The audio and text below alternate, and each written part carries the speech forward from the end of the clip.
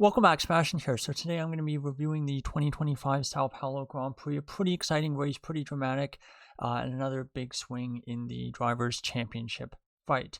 I think this was a race that I quite a few doubts, quite worried that we were going to have a pretty processional race after what we saw in the sprint, and after a couple other Grand Prix that we'd had earlier this year on tracks that have historically been pretty good for racing, like Coda, for example. But Sao Paulo, Interlagos proved me wrong in the best way possible. I thought we had a really good race, and it really kind of proved that Sao Paulo's, the Interlagos track, is one of the best for modern F1. So this was a race where Norris started on pole, Antonelli P2.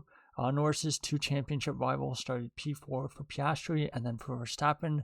After an absolutely disastrous qualifying session where he was knocked out in Q1 on pure pace, the team opted to start from the pit lane, fresh engine, probably made quite a few setup changes as well. And so this was really going to be about damage limitation for both of them.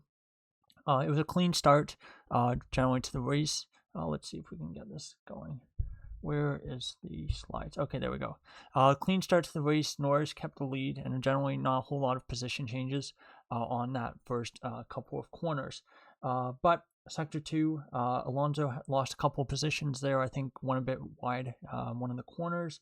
And then we had our first big incident of the race, which was local boy, home hero, Gabriel Bortoleto, unfortunately ending what has been a pretty terrible weekend for him with another crash into the wall. Going wheel to wheel with Lance Stroll. Stroll was on the racing line.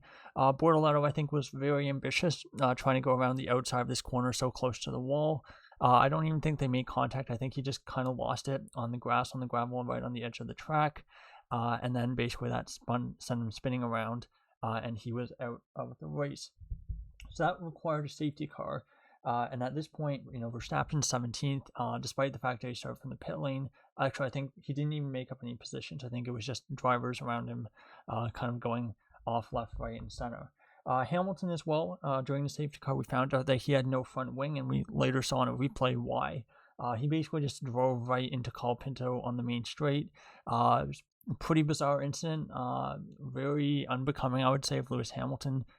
Colapinto didn't, move over especially aggressively or anything, but Hamilton, I think, just kind of slightly misjudged where his front wing was, and really poor moment for him there. So he's forced to come into pit for a new front wing and for tires as well.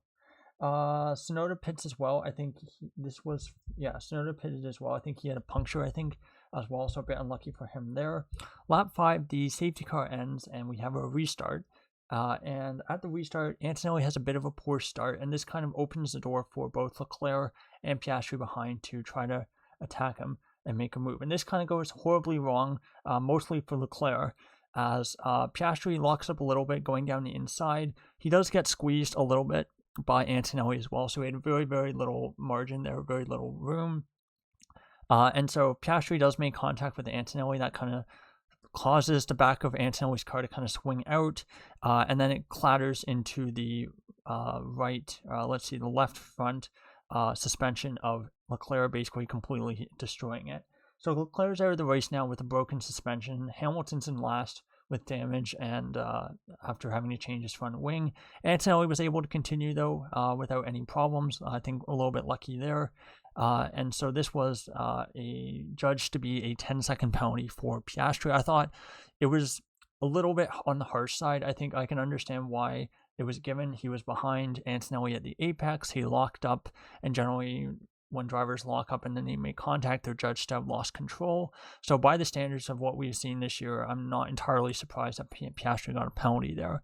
That being said, I do think it was a little bit on the harsh side because, like I said, he did get squeezed quite a bit by Antonelli, and the fact that you had three cars basically trying to go into one corner generally does not work so well. So Piastri picks up a 10-second penalty for that, which, again, a little bit harsh. I think maybe a 5-second penalty would have been a little bit fairer, but still, I can understand why many would say that it was a racing incident. So then that brings out the virtual safety car, and in the meantime, Verstappen has to pit as well. So he was up to, I think, 13th on the safety car restart, but unfortunately for him, picked up a puncture. on the debris of either this crash, Hamilton's crash, or Bortoletto's crash. I don't know which one. So that was a little bit unfortunate for him. So he's now has to go back down the order. And so when things kind of shuffle out after the safety car restart, after the virtual safety car ends, you basically have Lando first, Piastri second, so McLaren 1-2, so looks really good for them. But of course, Piastri does have that 10-second penalty. And then you have Antonelli, Hadjar, Russell, Lawson, kind of rounding out the top 6. And then for drivers at the bottom, of course, Verstappen basically came out in 16th. Stroll got hit by Tsunoda, I think on the safety car restart, perhaps. And so, yeah, Tsunoda, I think, quite an ambitious move, loses control, misses the car that he was racing, which I think was Colapinto, and ends up hitting Stroll instead. So Tsunoda picks up a 10-second penalty for that, which I think was pretty fair. I don't think anyone's complaining about that. And then, of course, you have Hamilton down there as well with his front wing change. So pretty mixed up grid, quite a bit of a mixed up grid at the start. Of course, you have Leclerc, one of the front runners, basically out of the picture completely. Hamilton was basically nowhere, and Verstappen a little bit unfortunate as well at this point, having to pit because of a puncture. But when we get going again, Russell overtakes Hadjar into P4 at turn 4, so good move there by him. This lap 12, that's where they announced Tsunoda's penalty. Behrman overtakes Lawson for P6. Very, very strong drive from Behrman today, I felt. And then Verstappen overtakes Hamilton right away for P15. Verstappen then gets up to P14 shortly thereafter. Lap 17, Verstappen overtakes Hülkenberg for P12. So very similar to last year, Verstappen generally having no trouble whatsoever overtaking the kind of lower midfield cars. The back markers, although there's not really a ton of real back markers this year, especially since Alpine had a good weekend this time out.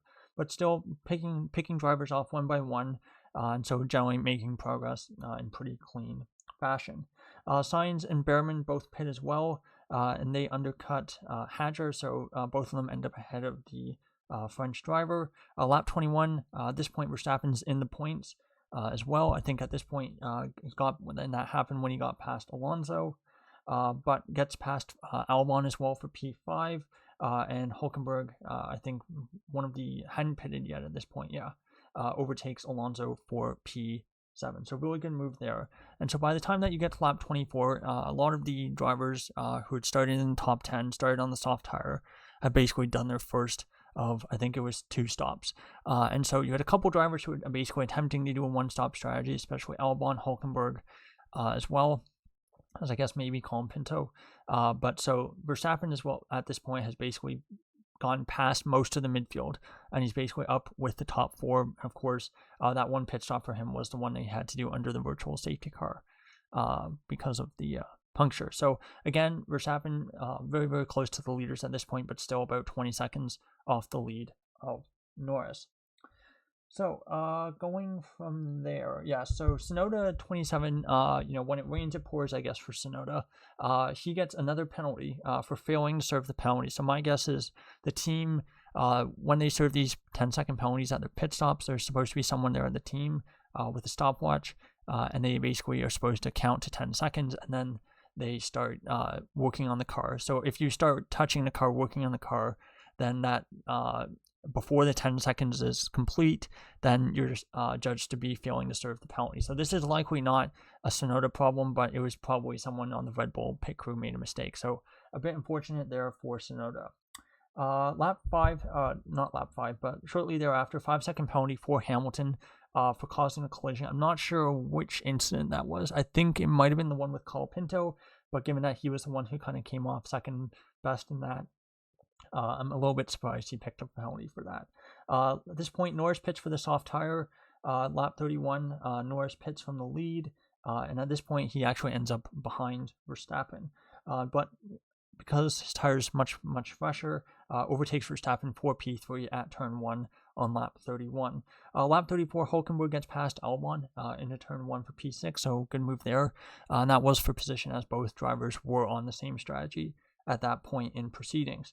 Russell and Verstappen pit again for the medium tire, come out 12th and 7th respectively, so 12th for Verstappen, and Russell comes out in 7th. So a little bit in traffic there, They hadn't completely cleared the midfield runners, but still much higher up than where he was kind of before when he had to pit under the virtual safety car.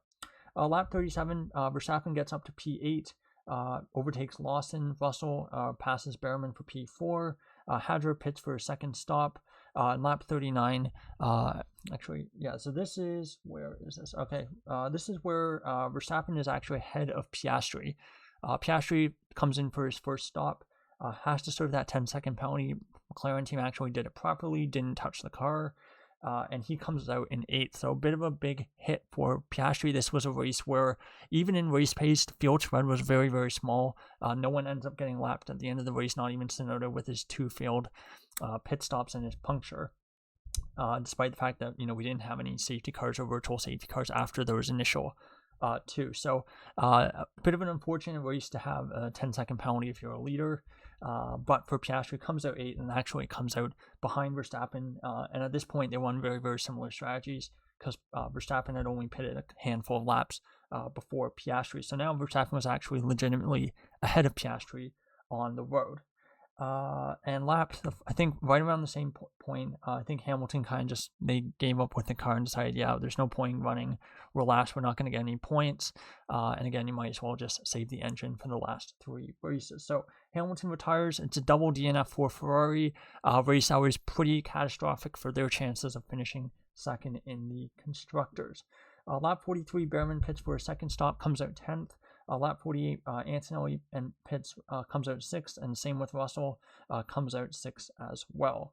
Let's see. And then lap 51, Norris pits as well, comes out P3, and this means that Max Verstappen, despite starting in the pit lane, is now leading the race.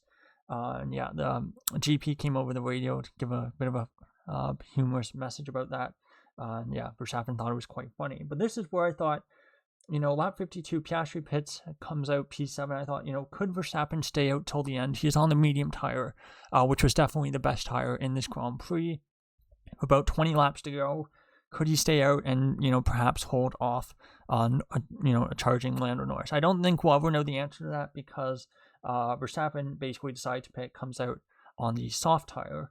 And so Verstappen was on the charge now, fighting down the 2 Mercedes in second and third on the softer tires, but a tire that was definitely seen as a lot more fragile. Behrman overtakes Lawson for P6, and lap 63, Verstappen overtakes Russell for P3 at turn 1. So gets the first of the 2 Mercedes, and now he is in the podium positions. Lap 69, Verstappen in Antonelli's DRS, not quite able to pass. He was, thereabouts, but was never really able to get alongside, showing I think the soft tires at this point had kind of just worn themselves out a little bit too much. Hadjar gets past Hulkenberg for P8 there, so good move there by him. And then we get to the closing stages of the race. Russell as well was under a little bit of pressure by Piastri, but again, Piastri never really looked like making a move on the Mercedes driver. So we get to the final lap of the Grand Prix. Verstappen goes for a lunge at turn 1, not really anywhere close by. Hadjar and Lawson. So Lawson at this point had done 40 laps on his medium tires, and this is why I think maybe Verstappen could have perhaps held off Norris if he decided not to pit. But again, I think Norris was closing down on him on about like half a second a lap, so I think it would have been a little bit risky. But they decide, so Lawson's basically holding everyone up. Lawson on an excellent stint and basically going back and forth with Hadjar, but Lawson stays ahead there going into the final corner, and so that leaves Lando Norris to take the checkered flag, wins his 2nd consecutive Grand Prix, and he now sets himself up exceptionally well for the Drivers' Championship going into the final race of the season. I think realistically, going on form, going on the points gap between himself and Piastri, himself and Verstappen, for Piastri to have any chance of this, I think Norris is going to need like a DNF in one of those 3 races, and Piastri's going to actually have to drive well and actually beat him on pace, or at least one of the 2 other times. And for Verstappen, I think realistically, even though he's mathematically still in the championship, he's going to need... What is he going to need? He's going to basically need Norris to DNF twice, I think. And so, realistically, that's probably not going to happen, unfortunately. He had a great race today, but unfortunately allowing Norris to win, and then of course what happened in the sprint yesterday meant that, unfortunately just the points gap is now a little bit too big for Verstappen. So, taking a look at the results, joining Norris on the podium, Antonelli P2, Verstappen P3, great results for the pair of them. I think, it's one of those rare podiums where basically everyone there is pretty happy. Russell P4, Piastri P5, Behrman, best of the rest, excellent result for him in P6. Lawson, exceptional stint on the medium tire. Not sure how he made that last 40 odd laps there. On the one stopper ahead of Hajar, Hulkenberg, and Gasly in the Alpine, getting points again. So great weekend overall for Gasly in the Alpine. Alpine showing some signs of life, I guess. Albon 11th, Ocon 12th, 13th Sainz, 14th Alonso, 15th Colapinto, 16th Stroll, 17th Tsunoda, and your 3 DNFs are Hamilton, Leclerc, and Bortoleto. Now, in terms of the Drivers' Championship, Constructors' Championship, Norris now leads on 390, 24 points clear of Piastri, and let's see, what is that, 49 points clear of Verstappen in P3. Going further down the order, Alonso is now up to 40th, and that's including the sprint result, up to 11th on 40 points, I should say, tied with Behrman, although I think Behrman actually might be ahead. Because I don't think Alonso has a P4 this year. Perhaps he does, perhaps not. But anyway, Alonso, Behrman tied on points on 40. Behrman as well, also moving up quite a bit. He's moved up quite a bit the last 2 Grand Prix. Great result in Mexico, and then great result here as well. Sainz drops to 13th on 38 points. Lawson, good points today for him, moves up to 14th on 36, and Stroll moves down to 15th. On 32, and then I think Gasly built a couple his buffer over Bortoleto to 3 points from his points in the sprint and today in the Grand Prix. Now, looking at the constructors, this could be a pretty pivotal day for the battle for P2 in the constructors.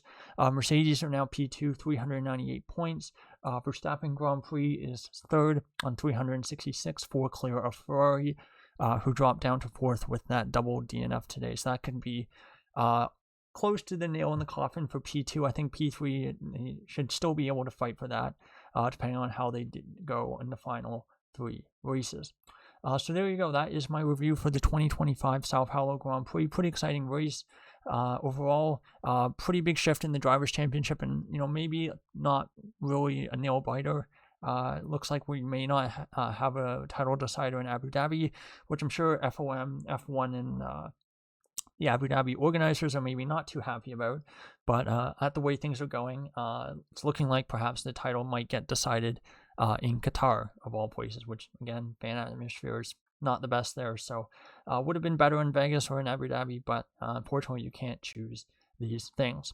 So thank you so much for watching, and goodbye.